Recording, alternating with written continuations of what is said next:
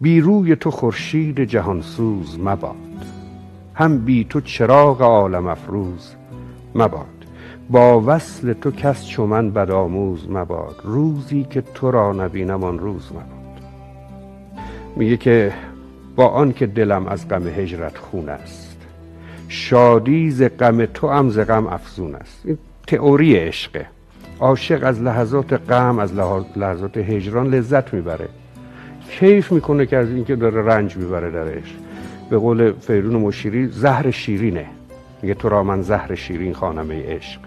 عشق لذت بخشه، حتی به ازای اینکه عاشق زهررویی بکشه، بیماری بکشه.